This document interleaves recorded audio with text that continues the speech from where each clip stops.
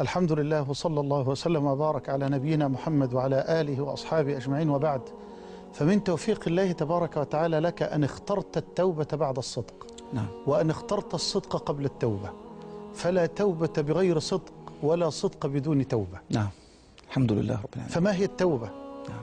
كثير من الناس يتصور أيضا أن التوبة أنه سيقول بلسانه فقط تبت إلى الله ويتوقف عند هذا القدر. كلا، فما أروع هذه الوصية التي رواها الإمام مسلم وغيره، حديث الأغر المزني رضي الله عنه، نعم، أنه صلى الله عليه وسلم قال: يا أيها الناس توبوا إلى ربكم فإني أستغفر الله في اليوم 100 مرة. وفي رواية عبد الله بن عمر في صحيح مسلم أيضا: يا أيها الناس توبوا إلى الله واستغفروه فإني أتوب إليه في اليوم 100 مرة. وفي رواية البخاري: يا أيها الناس توبوا إلى الله واستغفروه فإني أستغفر الله وأتوب إليه في اليوم أكثر من 70 مرة. وهذا هو النبي، وهذا هو المصطفى صلى الله عليه وسلم، الذي قال له ربه: إنا فتحنا لك فتحا مبينا ليغفر لك الله ما تقدم من ذنبك وما تأخر. نعم. فكثير من أحبابنا يتصور أخي الحبيب أن التوبة للمذنبين من أمثالي وللعصاة فحسب، بل التوبة أعلى مقامات هذا الدين، فهي أول الأمر وخاتمة الأمر.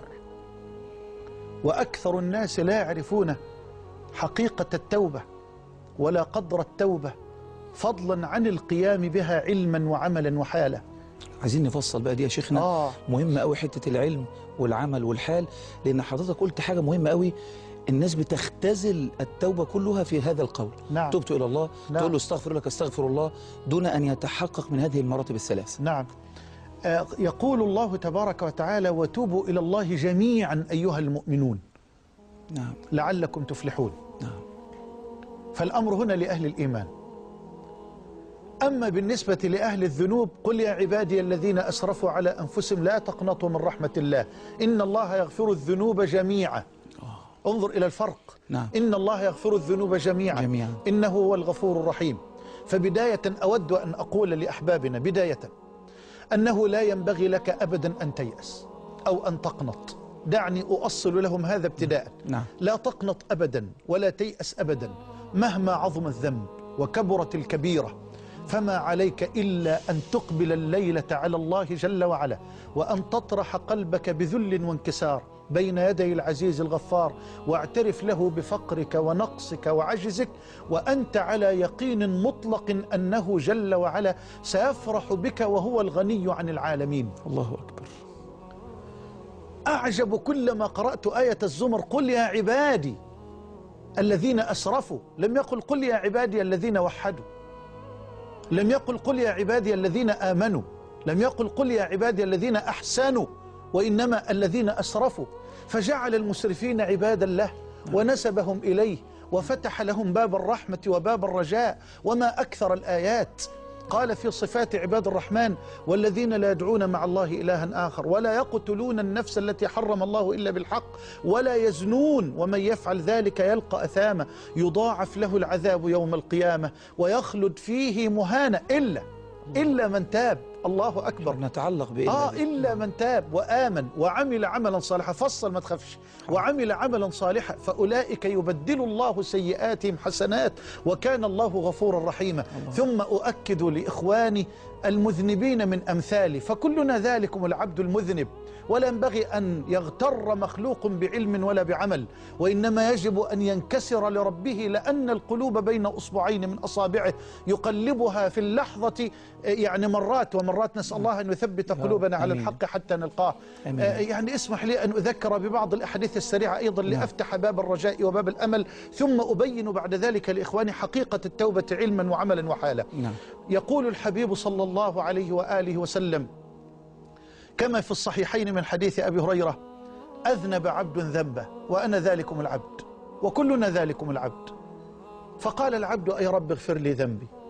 فقال الله: أول ما العبد يقول كده يا رب اغفر لي ذنبي، أول ما العبد يقول كده يقوم رب العزة يقول إيه؟ أذنب عبدي ذنبا فعلم أن له ربا يغفر الذنب ويأخذ بالذنب. الله أكبر. ثم عاد العبد فأذنب. ما هو عبد، ما هو عبد.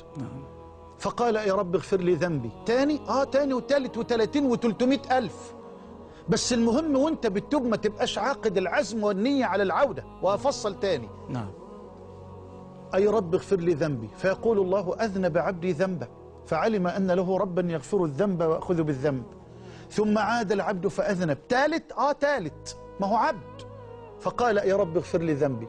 فقال الله جل وعلا أذنب عبدي ذنبه فعلم أن له ربا يغفر الذنب ويأخذ بالذنب فليفعل عبدي ما شاء فقد غفرت له. الله أكبر. بس خلي بال حضرتك يا شيخ خالد وإخواني وأخواتي، مش عاوزك حبيبي في الله وأختي الفاضلة تتصور إن الباب ده بيفتح لنا باب الجرأة على الله. لا، ده بيفتح لنا باب الرجاء في الله.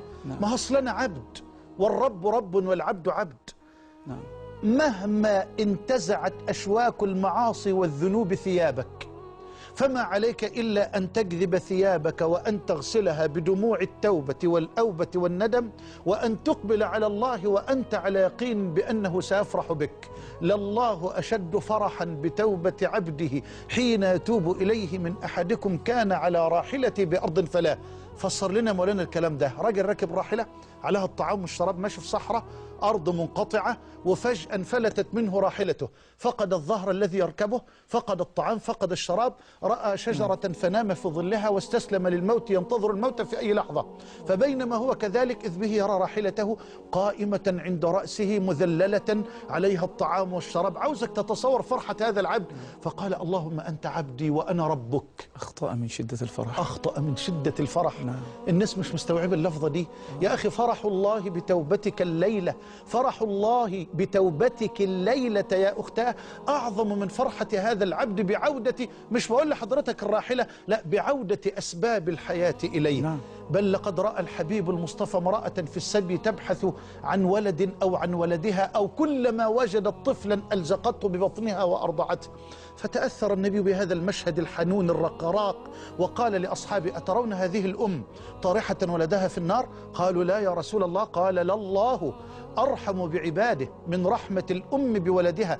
أحد الصالحين المحبين يقول اللهم إنك تعلم أن أمي هي أرحم الناس بي، وأنا أعلم يا سيدي أنك أرحم بي من أمي، وأمي لا ترضى لي الهلاك والعذاب، أفترضاه لي أنت وأنت أرحم الراحمين. الله أكبر. طيب الباب مفتوح وعلى مصراعي. لا، وهقول لحضرتك اعلم بأن باب التوبة لا يغلق أبدا إلا في حالين اثنين، إلا في حال الغرغرة وإلا وحين تطلع الشمس من مشرقها من مغربها كعلامة كبرى من علامات العشر التي ذكرها النبي في حديث حذيفة بن أسيد الغفاري رضي الله عنه. يبقى أنت الآن في مهلة، أنت الآن في سعة. والله في هذه الليالي يبسط يده. ما من ليلة، الله يفتح عليك. والحديث في الصحيحين من حديث أبي هريرة ينزل الله تبارك وتعالى كل ليلة نزولا يليق بكماله وجلاله.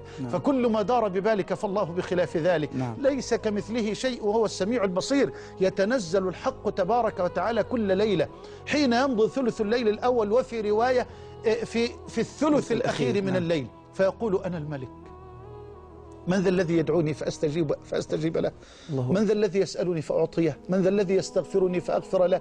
فلا زال كذلك حتى ضيء الفجر. أنت لسه قاعد قدام الأفلام الإباحية، أنت لسه قاعد قدام المسلسلات. ربك ينادي عليك يلا بسرعة قل بك أستجير ومن يجير سواك، فأجر ضعيفا يحتمي بحماك. إني ضعيف أستعين على قوي، ذنبي ومعصيتي ببعض قواك. أذنبت يا ربي وآذتني ذنوب ما لها من غافر إلاك. دنياي غرتني وعفوك غرني، ما حيلتي في هذه أو ذاك. لو أن قلبي شك لم يكن مؤمنا بكريم عفوك ما غوى وعصاك. رباه ها أنا ذا خلصت من الهوى واستقبل القلب الخلي هداك. رباه قلب تائب ناجاك، أترده وترد صادق توبتي. حاشاك ترفض تائبا حاشاك، فليرضى عني الناس أو فليسخطوا، أنا لم أعد أسعى لغير رضاك. الله أكبر، الله أكبر.